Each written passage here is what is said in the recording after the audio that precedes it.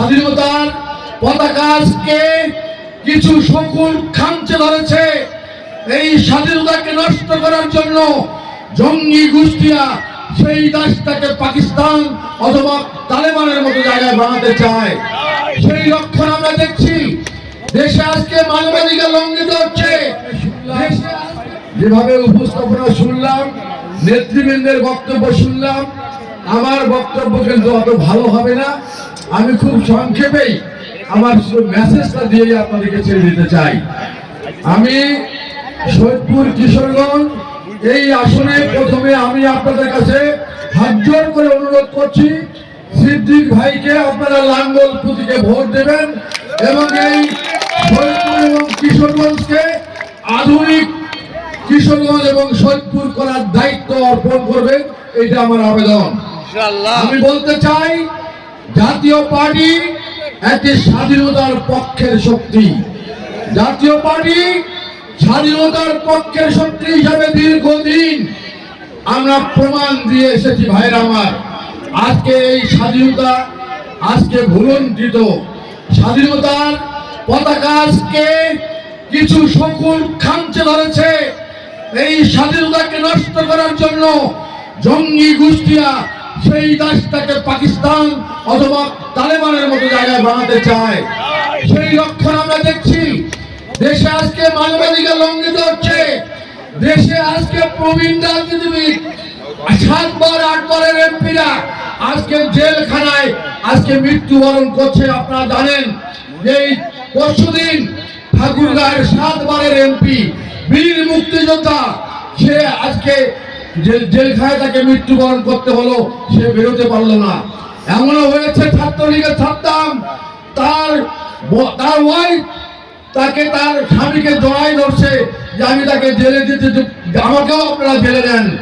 সেই সাদ্দাম যখন তাকে পুলিশ নিয়ে গেছে, তারপরে তার বউ তার ওয়াইফ আজকে 7 মাস পরে তার নিজের সন্তানের গলা টিপে হত্যা করে নিজে ফাঁস দিয়ে মারা গেছে। এই চলছে দেশের অবস্থা। এই অবস্থা থেকে পরিত্রাণের জন্য জাতীয় পার্টিকে লাঙ্গল প্রতীকে ভোট দিয়ে এই অন্যায়ের সোচ্চার প্রতিবাদ করার জন্য আপনারা ম্যান্ডেট দিবেন, এই আশা আমি করি। প্রিয় ভাইরা আমার, অনেক কথা ছিল, সামনে আদান হবে। আজকে আমরা দেখছি দেশটা একটা স্বাধীনতার পক্ষ এবং স্বাধীনতার বিপক্ষের শক্তির মধ্যে ভাগ হয়ে গেছে। আজকে আওয়ামী লীগের যারা দোষ করেছে তাদের বিরুদ্ধে আপনারা আইনানুগ ব্যবস্থা নেবেন, কিন্তু আমরা কি লক্ষ্য করছি যে সারা দেশে আওয়ামী লীগের একদম মাঠ পর্যায়ের কর্মীদেরকে বাড়ি ছাড়া করা হচ্ছে। তারা ডেরায়ও ঘুমাইতে পারছে না। এখন পুলিশের একমাত্র কাজ হলো আওয়ামী লীগের কর্মীকে ধরা এবং জেলে পুরা এবং তাদের প্রতি টর্চার করা, এইটাই হলো তাদের কাজ। আর সন্ত্রাসীরা আজকে আপনারা দেখছেন সিদ্দিকের গাড়ি ভাঙছে, আজকে পোস্টার ব্যানার ছিঁড়া হচ্ছে, আজকে বিভিন্ন রকম মত সৃষ্টি করে দেশটাকে নৈরাজ্যের দিকে ফেলে দেওয়া হচ্ছে। এই দেশ আর দেশ নাই।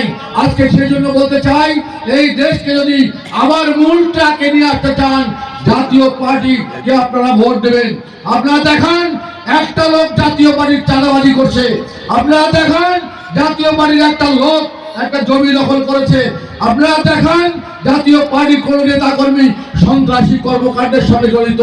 আমরা সেই দল হোসেন মোহাম্মদের সাথে সৃষ্টি করে আজকে দিয়ে গেছে।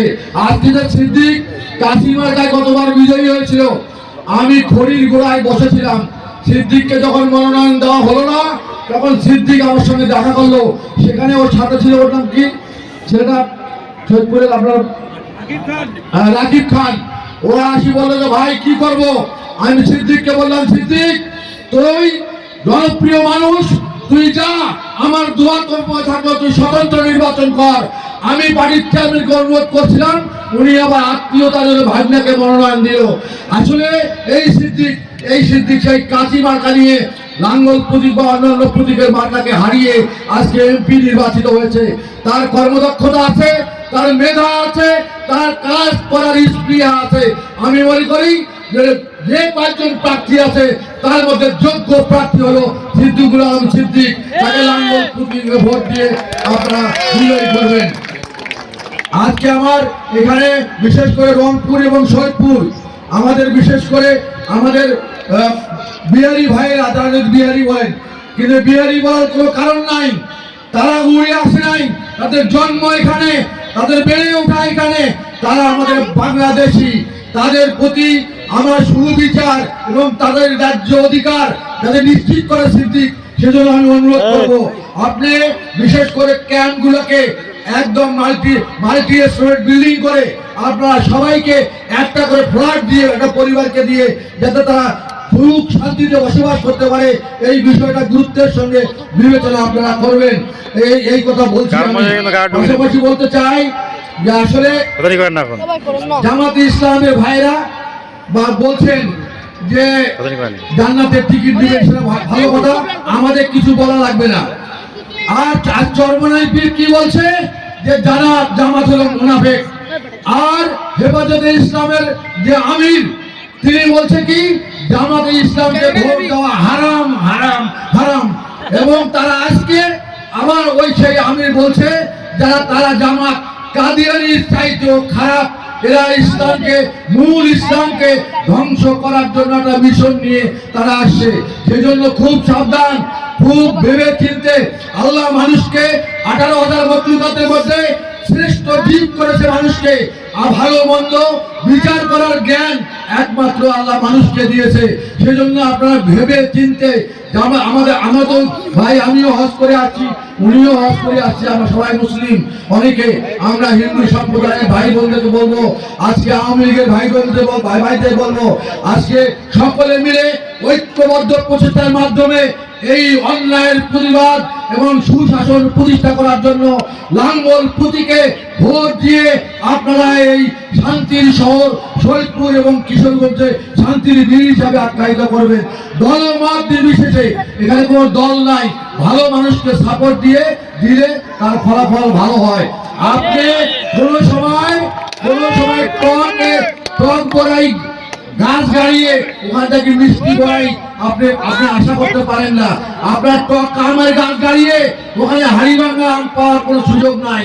সেজন্য আমি মনে করি আমার এই সিদ্দিক ভাইকে আপনারা সকলে একটা করে ভোট, মূল্যবান ভোট লাঙ্গল প্রতীকে দিয়ে আপনারা তাকে বিজয়ী করবেন, এটা আমি প্রত্যাশা করব।